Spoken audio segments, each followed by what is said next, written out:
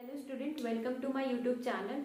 हम क्लास 11 का पहला चैप्टर पढ़ रहे हैं, some basic concept of chemistry. कल के लेक्चर में हमने देखा कि what is relative atomic mass. Relative atomic mass को क्या देखा हमने, अगर हम एक लाइन में बोलें तो वो क्या होता है कि कोई भी एलिमेंट के एक एटम का मास एक mu से कितना हैवियर है वो बताता है। ठीक है, फिर हमने कल उस पर चर्चा की और तो क्वेश्चन भी किया। ठीक है, आज का जो हमारा टॉपिक है वो है average atomic mass. Atomic mass of, ये क्या बताता है एवरेज एटॉमिक मास, हम देखेंगे। आप जानते हैं कि एटम जो है उनके आइसोटोप्स पॉसिबल होते हैं। ठीक है, तो आइसोटोप के आपको क्या देने हैं, मासेस का आपको क्या करना है, एवरेज करना है। ठीक है, उसके लिए आपको डेफिनेशन कभी नहीं पूछेगा, आपको पूछेगा क्या, आपको न्यूमेरिकल पूछेंगे। तो आप कैसे सॉल्व करेंगे इस क्वेश्चन के, मतलब इस फॉर्मूले के थ्रू। ठीक है, क्या होगा, एवरेज एटॉमिक मास जो होगा summation of AiNi upon summation of Ni। इसे अगर खोलते हैं हम लोग, इस फॉर्मूले को अगर हम खोलते हैं तो देखिए कैसे आएगा।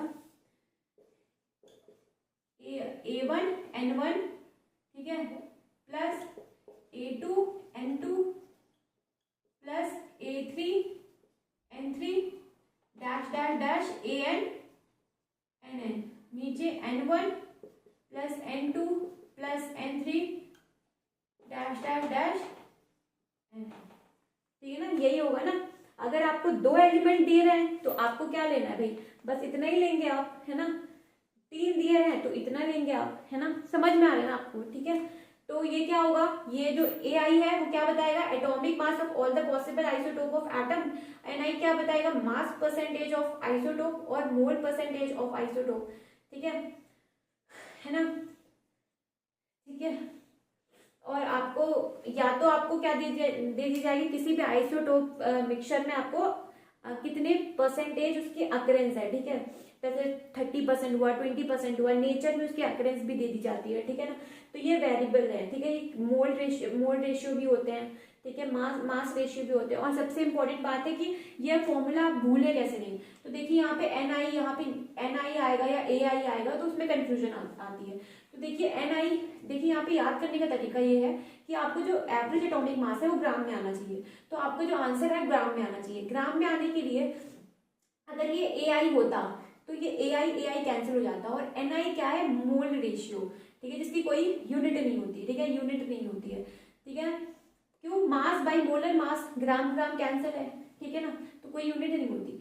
लेकिन आपको यहाँ पे ग्राम में आना चाहिए, तो इसलिए यहाँ पे Ni आएगा, बिकॉज Ni और Ni क्या होगा, कैंसिल हो जाएगा, तभी आपका आंसर क्या आएगा, AI क्या है, एटॉमिक मास है। एटॉमिक मास ग्राम में आएगा। क्लियर है ना, आपको समझ में आ रहा है ना।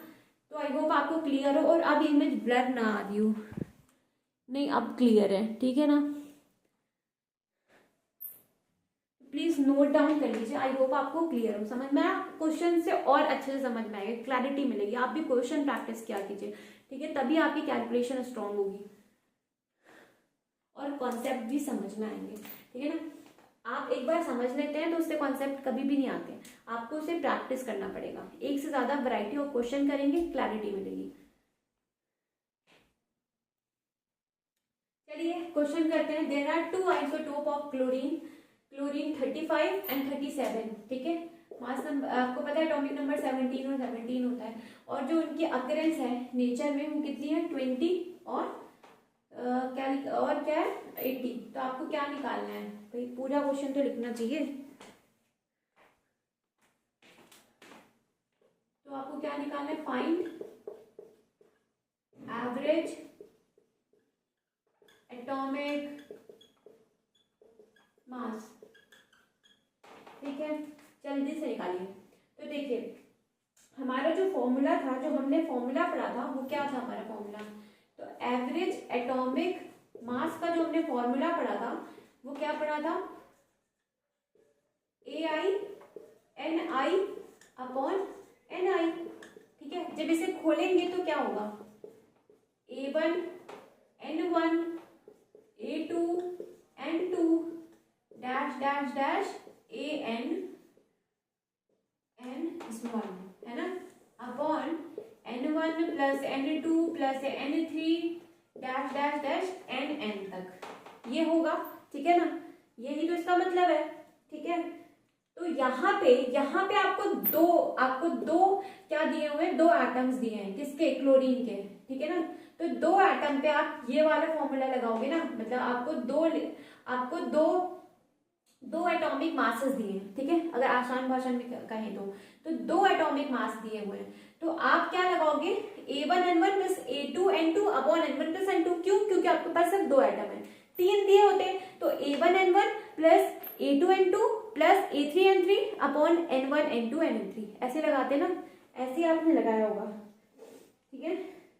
तो ये क्वेश्चन में लगाइए, फॉर्मूला मैंने खोल भी दिया, ठीक है, तो लगाते हैं, चलिए आप भी कीजिए, मैं भी करती हूँ इधर।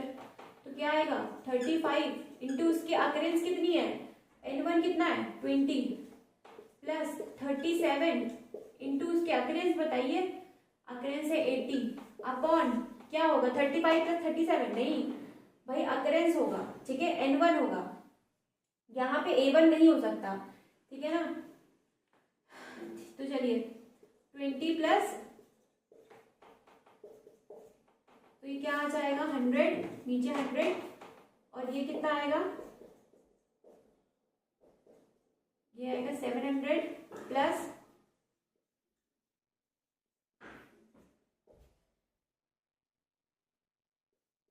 ये आ जाएगा 2960। सॉल्व कीजिए, इसे जोड़िए,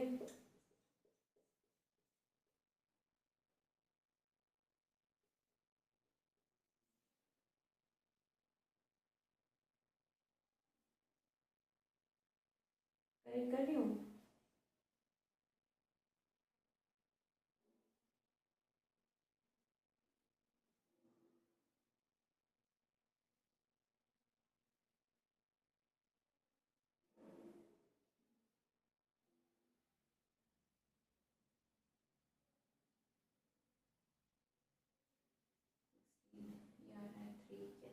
गलत करेगी, वही मैं सोच रही थी कि तो ये मेरा आ रहा है 36.6, ठीक है 36.6। देखिए इसे आप चेक भी कर सकते हैं, भाई आपका आंसर जो है, मेरा आंसर कुछ 38 समथिंग आ रहा था, ठीक है, पॉइंट समथिंग, तो मुझे पता चल गया गड़बड़ है। क्यों, कैसे पता चला, भाई आपकी मिनिमम वैल्यू कितनी दी है, आपका एटॉमिक मास मिनिमम कितना दिया हुआ है, तो मिनिमम अगर मैं एटॉमिक मास पूछूं इस क्वेश्चन में, तो मिनिमम क्लोरीन का एटॉमिक मास 35 दिया हुआ है ना, मैक्सिमम पूछो तो कितना दिया हुआ है 37। अरे भाई तो एवरेज इनके बीच में तो आएगा, भाई आंसर ना 37 से ज्यादा होगा, ठीक है, ना ना ना 37 से ज्यादा होगा, ना 35 से कम होगा, है ना। भाई ये 34 नहीं हो सकता ना, मेरा आंसर 34 होगा, ना 38 होगा, 39 होगा, ये सब नहीं होगा, ठीक है, 37 भी नहीं होगा, 35 भी नहीं होगा, ठीक है, तो कुछ इनके बीच में आएगा, तो 36.6 आ रहा है मेरा। क्लियर है, क्लियर है, इसे चेक भी कर सकते हैं। और ठीक है, तो दो इंपॉर्टेंट बात है, एक तो पहले इसे नोट डाउन कीजिए, फिर उस पर बात करते हैं, ठीक है। तो आई होप आपने नोट डाउन किया हो।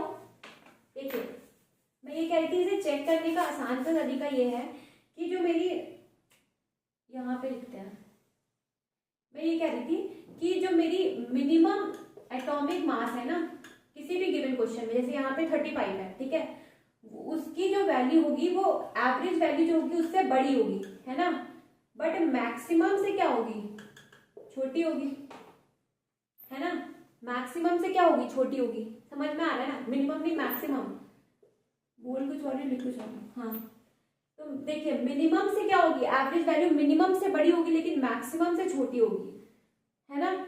और दूसरी बात, एवरेज वैल्यू जो होगी, एवरेज एटॉमिक मास जो हमारा आएगा,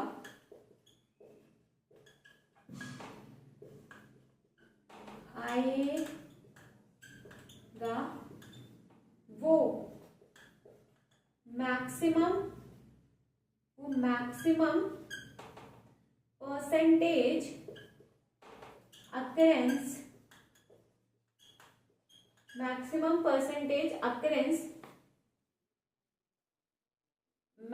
परसेंटेज अकरेंस के पास आएगा, पास आएगा। अब अब इसका मतलब क्या है, देखिए इसका मतलब यहां से समझते हैं। देखिए ये जैसे कि मेरा क्या आ रहा है 36.6, तो ये किसके पास है, मैं कहूँ 35 के पास है ये कि 37 के पास है, तो 37 के पास आ रहा है, ठीक है ना। 37 के पास आपका एवरेज वैल्यू आ रहा है, और 37 का जो रिलेटिव अकरेंस है वो कितना है, 80% है ना। तो देखिए, तो रिलेटिव अकरेंस 20 और 80 में से ये क्या है, मैक्स है, ये क्या है, मैक्स है, मैक्सिमम है, मैक्स का मतलब मैक्सिमम है, ठीक है ना। तो ये मैक्सिमम है, तो मैक्सिमम परसेंटेज वाले के पास आपकी एवरेज एटॉमिक मास की वैल्यू आएगी। देखिए 80% किसके लिए है, C37 के लिए, तो देखिए आपकी एवरेज वैल्यू 37 के पास आ रही है। आई होप क्लियर है, ये दोनों ना आपको बहुत हेल्प करेगा, क्वेश्चन बहुत जल्दी सॉल्व होंगे क्या। तो हमारा क्वेश्चन है, देखिए element A has two isotope A1 and A2, ठीक है। A1 का एटॉमिक मास दिया है 20, A2 का दिया है 30। If percentage occurrence of A1 is कितना दिया है 10%, तो आपको एवरेज एटॉमिक मास निकालना है। तो अगर एवरेज एटॉमिक मास निकालेंगे, तो एवरेज एटॉमिक मास जब निकालेंगे तो अगेन हमारे पास कितने एलिमेंट हैं, हमारे पास सॉरी कितने आइसोटोप है, तो दो दिए हुए हैं। तो आपको क्या लगाना होगा, A1N1 plus A2 N2 upon N1 plus N2, है ना, यही तो लगाएंगे। तो आपको A1 की वैल्यू दिया है 20, N1 भी आपको प्रोवाइडेड है बट N2 नहीं दिया, ठीक है। तो आप जानते हैं टोटल जो है आपका क्या है 100%, है ना, उसमें से 10% होगा, तो बाकी कितना आया, इसका परसेंटेज अकरेंस कितना आया, 90% आया। भाई हमारा 100% होना चाहिए, तो अगर 10% इसने लिया तो 90% इसने लिया होगा ना, यही बात है ना। तो ये लगाएंगे, तो यहाँ पे वैल्यू पुट कर दीजिए, ठीक है। तो कितना हुआ, A1 बताइए 20 है, इंटू 10 प्लस ये कितना दिया हुआ है 30 into 90 upon N1 N2 obviously 100 होगा, नीचे 100 है ना, तो ये कितना होगा 200, और ये कितना हो जाएगा 27 into the 27,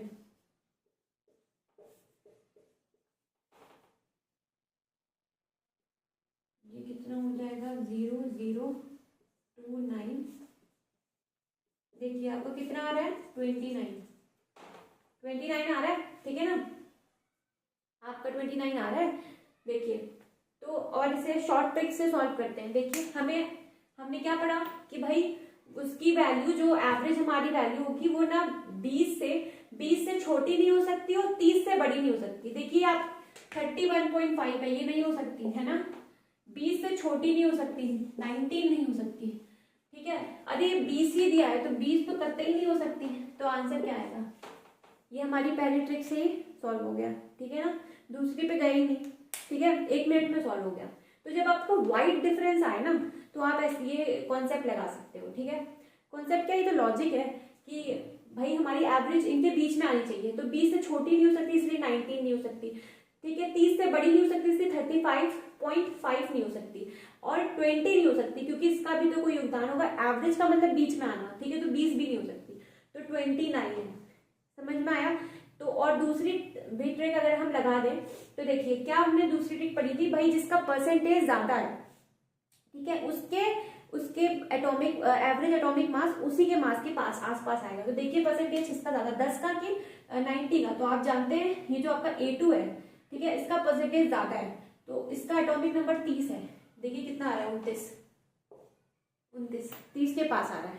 क्लियर है, समझ में आया। तो